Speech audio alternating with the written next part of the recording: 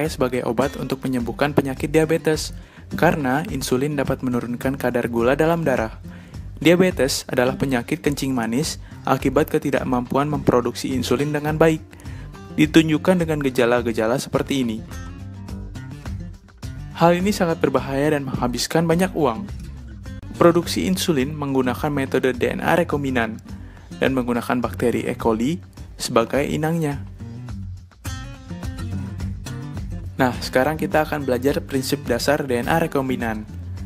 Di dalam inti sel manusia, terdapat kromosom yang mengandung gen. Salah satunya adalah gen pengkoda insulin. Gen tersebut dipotong dengan enzim restriksi endonuklease. Gen ini akan dimasukkan ke dalam plasmid bakteri E. coli yang telah diisolasi. Karena itu, plasmid harus dipotong sesuai ukuran gen insulin tadi. Pemotongannya juga menggunakan enzim restriksi. Setelah itu, gen insulin dan plasmid disatukan dengan enzim DNA ligase. Nah, inilah yang disebut DNA rekombinan. Plasmid yang sudah disisipkan gen manusia dimasukkan kembali ke dalam bakteri.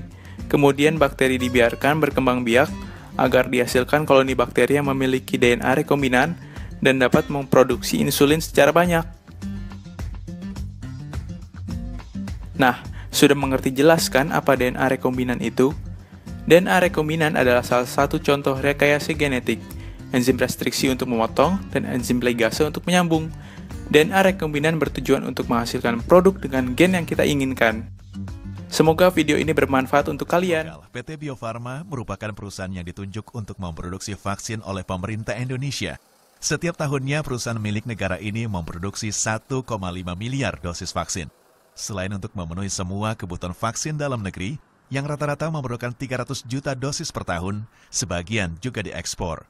Setidaknya 130 negara dipasok vaksin dari perusahaan berusia 125 tahun ini, baik secara langsung pada pihak perusahaan swasta maupun melalui Badan Kesehatan Dunia atau WHO. Tim Indonesia Morning Show akan mengajak Anda untuk melihat dari dekat seperti apa pembuatan vaksin. Peraturan ketat diberlakukan untuk memasuki area gedung produksi saja harus menggunakan jas, topi, dan alas kaki khusus. Ini berlaku dalam semua tahap produksi vaksin.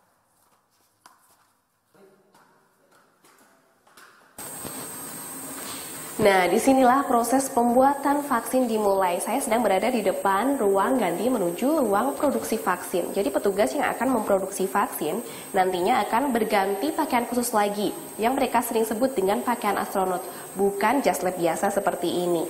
Jadi memang peraturannya sangat ketat sekali. Bahkan untuk masuk ke ruang ganti ini saja tidak sembarang orang diperbolehkan, termasuk saya. Dan petugas juga harus dipastikan sehat, serta harus divaksin terlebih dahulu agar memiliki kekebalan tubuh terhadap virus dan bakteri yang akan mereka buat menjadi vaksin. Baju khusus ini steril dan tidak bisa ditembus virus maupun bakteri. Tujuannya agar vaksin yang dibuat tidak akan terkontaminasi oleh virus atau bakteri dari petugas yang membuat. Dan sebaliknya. Selain itu, fasilitas juga sangat dijaga kebersihannya. Mulai dari jumlah partikel, suhu, dan kelembapan ruangan memiliki aturan khusus. Dalam membuat vaksin, semua tahapan harus steril dan melewati pemeriksaan kualitas beberapa tahap. Bahan-bahan yang masuk ke dalam ruangan produksi juga harus steril, ya kan? Dan itu dikontrol juga, kan setiap bahan ada spesifikasinya. Yang menentukan juga bibit vaksin atau mau apakah itu virus atau bakteri, itu harus bibit unggul. Nah, bagaimana bibit ini menghasilkan jumlah dosis yang tinggi. Proses pembuatan vaksin dilakukan secara aseptik atau steril dengan teknologi closed system atau sistem tertutup. Tujuannya mengoptimalkan penggunaan mesin yang sudah terprogram atau tervalidasi untuk meminimalisir campur tangan manusia yang dikhawatirkan akan mengkontaminasi vaksin. Inovasi kemasan jadi salah satu upaya Bio Farma agar vaksin produksinya tidak mudah dipalsukan. Misalnya kemasan beku kering atau freeze dry untuk vaksin campak dan BCG. Saat dibuka akan langsung menyerap udara sehingga tidak memungkinkan untuk dipindah atau dioplos dengan bahan lainnya. Sementara ada juga kemasan Unijack yang tidak dapat dipakai ulang. Kemasan yang tak lulus pemeriksaan kualitas pun tidak dibuang sembarangan untuk mencegah pemalsuan vaksin. Tak berhenti di situ, Bio Farma juga menggunakan teknologi lain di setiap produknya. Nah, ini nih contoh vaksin yang sudah selesai dikemas. Hasilnya seperti ini. Jadi, selain jenis kemasannya, satu lagi teknologi yang digunakan oleh Bio Farma untuk memastikan bahwa produk vaksinnya tidak mudah untuk ditiru atau dipalsukan, yaitu dengan menggunakan teknologi VVM atau Vaksin Vial Monitor. Semakin lama dan semakin banyak suhu panas yang diserap, maka bagian nokta akan berubah warna menjadi gelap. Jadi, kalau bagian sensitif nokta putih warnanya sama atau lebih gelap dari bagian luar, vaksin sudah tidak boleh digunakan. VVM atau Vaksin Vial Monitor atau teknologi yang diimpor dari Amerika.